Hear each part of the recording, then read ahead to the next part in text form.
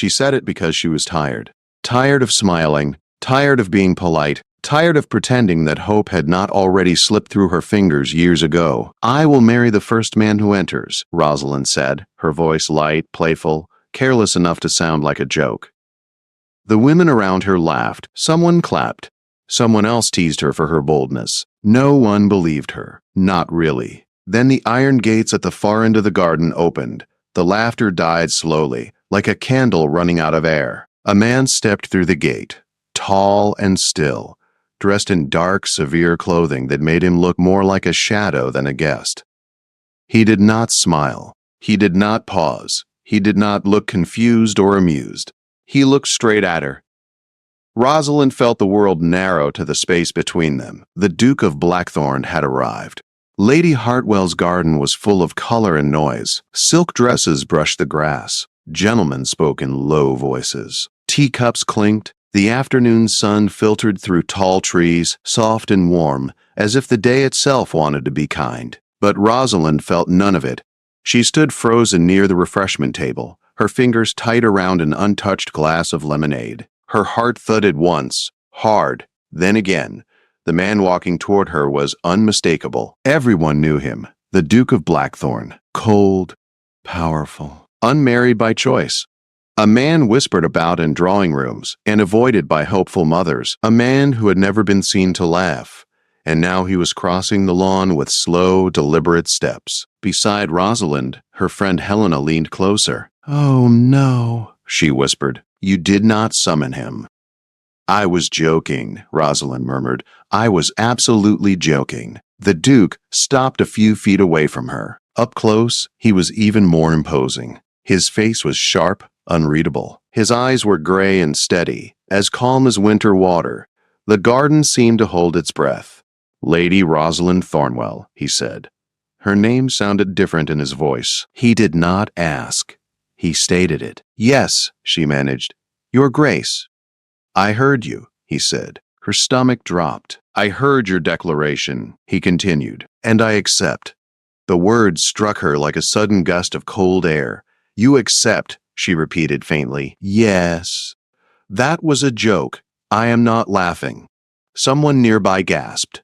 Helena made a small choking sound. Rosalind felt heat rush to her face, then drain away just as fast.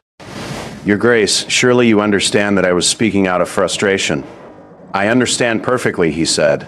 "You are unmarried. You are under pressure. You are being honest without intending to be. That does not mean you can simply agree to marry me." He tilted his head slightly. "Why not? Because this is absurd. Because I do not know you. Because you are terrifying. Because I was never meant to be chosen by someone like you." Instead, she said, "Because marriage is not decided in gardens." "Yet many have been," he replied calmly. Whispers rippled through the crowd. Rosalind could feel eyes on her from every direction. Her mother stood near the fountain, pale and rigid, staring as if she were watching a dream or disaster. The Duke held out his arm. "Walk with me," he said. "We are being observed." She hesitated. Every sensible thought told her to refuse, to laugh this off, to escape before it ruined her completely. But she had already been ruined, had she not? 5 seasons, 5 years, no offers, no future. Only warnings and deadlines and a man her father intended her to marry within 2 months. A man whose hands lingered and whose smiles made her skin crawl. Rosalind placed her gloved hand on the Duke's arm. The garden erupted into sound behind them. They walked in silence until they reached a quiet corner near a stone wall covered in pale roses. The Duke stopped and turned to face her. "You regret it already," he said. "Yes, that is acceptable." She stared at him. "You are serious." "Entirely." "Why me?" He did not answer at once.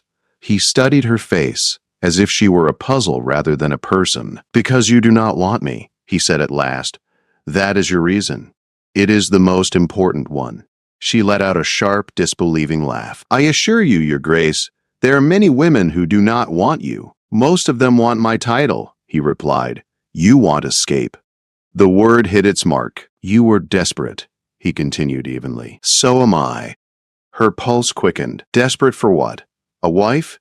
That hardly narrows it. I need an heir, he said, and I need a marriage without illusions. No romance, no expectations of affection. Rosalind folded her arms. You make it sound like a business contract. It is. And what do I gain from this arrangement? He met her gaze without flinching. Protection, independence, a title that ensures no man may touch you without consequence. Her breath caught despite herself. And love, she said quietly. You offer none of that. I offer honesty, he replied, which is more than most. She thought of her father's ultimatum, of the merchant waiting patiently for her to break, of a future chosen for her without her consent. She thought of the man before her, cold and blunt, and terrifyingly direct. How soon would you expect an answer? She asked. Tomorrow, he said. If I am to call on your father, I must do so before gossip turns against you. You planned this. I responded to opportunity. You cornered me. I gave you an option. They stared at each other. The air between them felt tight, charged. If I agree, Rosalind said slowly, I will not be silent. I will not be owned. I will not pretend to be grateful. His lips twitched, just barely. I would be disappointed if you did. And if I refuse, then nothing changes, he said. Except that you will still be trapped. The truth of it made her chest ache. She closed her eyes for a brief moment, then opened them. Call on my father tomorrow, she said. The Duke inclined his head. Wise, she laughed softly. Or foolish. Those are often the same thing. He offered his arm again. Shall we return before society invents its own ending? She took it, her hand trembling despite herself. As they walked back into the light and noise of the garden, Rosalind knew one thing with terrible clarity. Her life had just split into before and after, and she had no idea which side would destroy her. Rosalind barely slept. The night felt endless, turning slowly like a heavy wheel. Every time she closed her eyes, she saw the Duke's face, calm and unreadable, as if nothing in the world could trouble him. Her own thoughts were the opposite. They ran wild, sharp, and restless, filling her mind with questions she could not answer. By morning, the entire household was awake earlier than usual. Servants hurried through hallways. Her mother paced the drawing room. Her father read the newspaper without seeing a single word. Word had spread faster than fire. By breakfast, every person in the town seemed to know that the Duke of Blackthorn had spoken to Rosalind in private. Some whispers claimed he proposed on the spot. Others claimed she had fainted in his arms. One rumor said she had purposely summoned him with a spell. Rosalind sat at the table, hands folded tightly in her lap, staring at her untouched food. Rosalind, her mother said with forced calm, you must tell us exactly what happened yesterday. Her father lowered his newspaper. His eyes were sharp with suspicion. And you must speak clearly. Rosalind's throat tightened. There was no soft way to share the truth. The Duke asked to walk with me, she said. We all saw that, her father replied. What did he say? He said he wishes to call on you today. Her mother's hand flew to her chest. Her father's expression froze. The room fell silent. For what purpose? Her father asked, although his voice already held the answer. A marriage proposal, Rosalind said. The words settled heavily over the table. Her mother blinked, stunned. To you? Rosalind nodded. But why? Her father demanded. You barely know one another. You have never met him before yesterday. He said he does not need to know me. Her father pushed back his chair, pacing with sharp, angry steps. This makes no sense. A duke does not choose a bride in such a reckless manner. Rosalind swallowed hard. I did say something foolish, something he overheard. Her mother looked alarmed. What did you say? Rosalind felt heat rise to her cheeks. I joked that I would marry the first man who walked into the garden. Her father stopped pacing. His face turned dark, and he took that seriously. Yes. Her father's voice became cold. That was reckless, childish. She looked down. I know. Her mother touched her arm gently. Rosalind, dear, you cannot marry the Duke. No respectable man would propose under such strange circumstances. Rosalind looked at the tablecloth, her voice soft. He is very serious. Her father scoffed. A man like him is never serious about anything except power. He must have some hidden motive. Land, money, influence. He already has all of that, Rosalind said quietly. Her father began pacing again. Then perhaps he seeks control. Her stomach twisted slightly because a part of her feared he might be right. Yet another part believed something else entirely. The Duke wanted honesty, not power. He wanted a wife who expected nothing from him, someone who would not ask for affection he could not give. She did not know if that made things better or worse. Her mother leaned closer. "Rosalind, my dear, do you want this marriage?" Rosalind hesitated. Her heart whispered no. Her mind whispered maybe. Her choices whispered escape. "I want freedom," Rosalind said softly, "and he offers that." Her father stopped pacing. "Freedom," he repeated. "You believe a duke will give you freedom? You think marriage to such a man will bring peace?" No, Rosalind said. But it might bring safety. Her father grew still. "From whom?" Rosalind met his eyes. "You know who." Her mother looked away. Her father's jaw tightened. The merchant he intended to marry her to was powerful, wealthy, and unbearably cruel in the ways society allowed men to be. The Duke, cold as he was, had at least shown her respect. A knock struck the front door. 3 loud, deliberate knocks. Her mother gasped. Her father straightened his jacket. Rosalind felt her heart jump into her throat. "He is early," her father muttered. "This is not a good sign." Servants moved quickly through the hall. The door opened. Rosalind heard the deep voice even before he stepped inside. "His Grace the Duke of Blackthorn," the butler announced. Rosalind stood as the Duke entered the dining room. He looked exactly as he had the day before, composed, dark, and impossible to read. His presence filled the space with a strange gravity. Her mother curtsied. Her father bowed stiffly. The Duke turned to Rosalind, bowing slightly. "Lady Rosalind." "Your Grace," she said. He looked at her father. "May we speak privately?" Her father nodded slowly and led them toward the small sitting room near the back of the house. Rosalind followed. Her mother stayed behind, worried eyes tracking her daughter until the door closed. Inside the room, sunlight spilled through tall windows, touching the carpet with warm gold. The Duke stood near a low table, hands clasped behind his back. Her father sat, but did not invite the Duke to do the same. "You wish to speak about Rosalind?" he said. "Yes," the Duke replied. "I wish to marry her." It was said so simply, so plainly, that even the walls seemed to tense at the sound. Her father folded his hands. "Your Grace, do you not think this is a hasty decision?" "No," the Duke said. "You barely know my daughter." "That is true," the Duke said. "But I know her character." Her father raised a brow. "From one brief conversation." "From her honesty," the Duke corrected. "Most people speak only to impress. Your daughter speaks with sincerity." Rosalind felt her cheeks warm. Her father frowned. "Even so, Your Grace, this arrangement benefits you more than her. What assurances can you give her?" The Duke turned toward Rosalind. His eyes met hers, steady and unshaken. "I will not mistreat her," he said. "I will not confine her. She may manage her own affairs. She may keep her own friendships. She will not be pressured to produce an heir before she is ready." Her father's eyebrows rose in surprise. The Duke continued, "She will have control over her household. Her opinions will be respected. She will be safe." Rosalind's breath caught. No man had ever spoken of marriage this way. Her father leaned forward. "And what do you expect from her?" "Loyalty," the Duke said. "Truth. Nothing more." Her father looked thoughtful but cautious. "Do you care for her, Your Grace?" Rosalind felt her heart stutter. The room seemed quiet. The Duke paused before answering. "Care is not the right word," he said, "but I find her presence steady. And I wish for steadiness." Rosalind did not know what to feel. Her father said, "And if I refuse you?"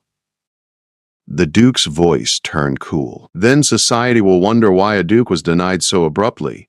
Rumors will form, none of them kind. Rosalind's father stiffened. Is that a threat? No, the Duke said. It is the world we live in. Her father opened his mouth to argue, but Rosalind stepped forward. Father, she said quietly, may I speak? Both men turned to her. Your Grace, she said, looking at the Duke, yesterday you said you needed a wife without illusions, someone who would not expect affection from you. Yes, he said, and you offer honesty rather than romance. I do. Rosalind lifted her chin. Then I will offer the same. I do not know if I can trust you. I do not know if you are cold or simply guarded. I do not know if we can build anything together, but I know what awaits me if I stay here. I know what my life becomes without this choice, and I cannot return to that. The Duke watched her steadily. Then you accept. Her father looked horrified. Rosalind.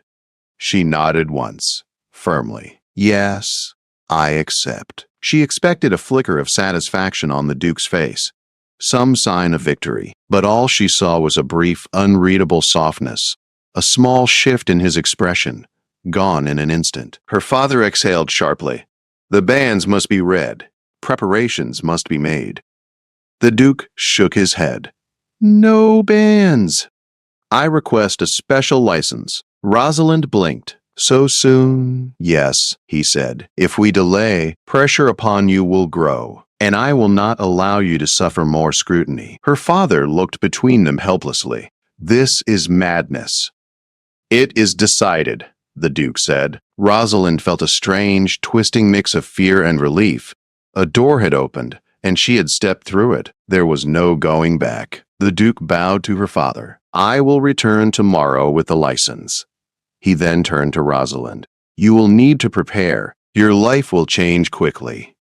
Her voice wavered just a little. I know. He paused, studying her face. If anything troubles you before the wedding, you may send word. I will come. Her breath hitched at the promise. Thank you. He stepped toward the door, stopping only once. Do not fear what you cannot yet see, Lady Rosalind. And then he was gone, leaving the sunlight trembling across the floor. Her father sank into a chair, burying his face in his hands. Her mother entered moments later. Rosalind stood motionless, her heart beating fast, her mind spinning with what she had just agreed to. But one thing was clear. She was no longer trapped. She was walking into something unknown, something cold and uncertain, something that might break her or save her. As the door closed behind the Duke, Rosalind felt the weight of her decision settle into her bones. Her life would never be the same. The day of the wedding arrived faster than any heartbeat. Rosalind stood in her room while her maid laced the back of her gown. The dress was simple cream silk, chosen by her mother in a rush. There were no months of fittings, no endless lists, no parades of guests. Only a quiet ceremony with a few witnesses, arranged under the Duke's strict conditions. Outside carriages rolled past the window. The sky was pale and bright, as if the day refused to take sides. When Rosalind looked at her reflection, she barely recognized herself, not because of the dress or the soft curls framing her face, but because she carried something new inside her. Fear, yes, a trembling uncertainty, but also something else. Strength. A quiet strength that said her life was no longer slipping out of her hands. Her mother hovered nearby, tying a ribbon that did not need tying. Do you want more time? She whispered, though both knew there was no more time left to take. Rosalind shook her head. If I wait, I will lose my courage. Her mother exhaled shakily. You barely know him. I know enough, Rosalind said. He will not hurt me. He could freeze you, her mother said. A cold man can wound a heart just as deeply. Rosalind gave a weak smile. I think his heart is locked away, not lost. I do not expect to find it. Her mother touched her cheek. But you deserve love. Rosalind's throat tightened. Love can come in many forms. Today I choose safety. Tomorrow I will learn the rest. A knock sounded at the door. Her father peeked in. His expression was conflicted. Pride, fear, guilt, hope, all tangled together. He offered his arm. It is time, he said. Rosalind nodded and followed him out. The ceremony took place in the Duke's private chapel, a quiet stone building surrounded by tall hedges.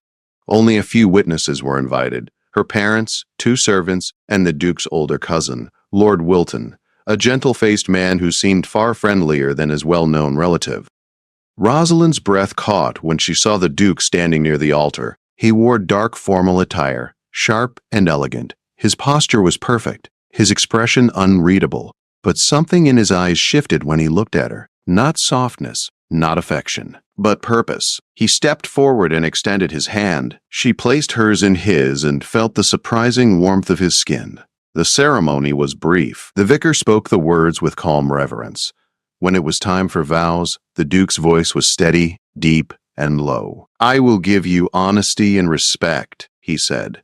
"I will protect your freedom. I will not bind you in ways you do not choose. This I swear." Rosalind felt something stir in her chest. When her turn came, she spoke without shaking. "I will stand beside you with truth and loyalty. I will not demand what you cannot give. This I swear." Then they exchanged rings. When the vicar announced them husband and wife, Rosalind felt the world tilt slightly, as if the ground had shifted under her feet. The Duke lifted her gloved hand and pressed a light kiss upon it. It was not romantic, nor expected, but it was careful, measured, almost gentle. The chapel doors opened, and warm sunlight washed over them. Rosalind blinked at the brightness. She was married. A carriage waited outside to take them to Blackthorn Manor, the Duke's estate. Her parents hugged her tightly before she left. Her mother wept softly. Her father whispered, "Be strong," as he held her hand. Then Rosalind stepped into the carriage beside her new husband. The door shut, sealing them inside. Silence filled the space. Rosalind sat with her hands folded, unsure where to look. The Duke sat across from her, his eyes focused on her with unsettling intensity. "Are you well?" he asked. She nodded, a little overwhelmed. "That is expected," he said. "Your life is changing." Yes. They rode in silence for several minutes, the carriage wheels rumbling over the road. Rosalind glanced out the window, watching the town fade into rolling green fields. The Duke's voice broke the quiet. "I will be clear," he said. "Our marriage will not require of you what society expects from a wife. If you need time before sharing a bed, I will grant it." Rosalind felt heat rise in her cheeks. "Thank you." "Do not thank me," he said. "It is simply fair." She hesitated. "Have you ever been in love, Your Grace?" "No." The answer was immediate, not even considered. "I do not believe love is something I can offer," he said. "Or something you feel?" she said. He studied her. "Do you feel it?" "Love," she repeated softly. "No, I have never felt it." He nodded once. "Then we begin with honesty." The rest of the journey passed quietly, but the air between them felt different, less sharp, less cold. When the carriage crested a hill, Rosalind saw Blackthorn Manor for the first time. A grand stone estate rose before them, tall and commanding, surrounded by forests and winding paths. It was magnificent but lonely, like a king without a kingdom. As they approached, servants lined the entrance carefully. Bowing as the Duke stepped out, he offered Rosalind his hand to help her down. She took it, surprised again by the warmth of his grip. Inside, the manor was spacious and elegantly decorated, yet strangely dim, as if sunlight struggled to reach certain corners. "This is your home now," the Duke said. "You may change whatever you wish." She blinked. "Whatever I wish?" "Yes," he said. "Nothing in this house holds more value than your comfort." It was the kindest thing he had ever said. A woman with silver hair approached them. "Your Grace," she said with a bow. "Welcome home, Lady Blackthorn. It is an honor." Rosalind felt her heart skip. Lady Blackthorn. That was her now. "This is Mrs. Huxley," the Duke said. "She manages the household." Mrs. Huxley gave Rosalind a warm smile. "We are very happy to have you here, my lady." Rosalind smiled back. "Thank you. I look forward to learning everything."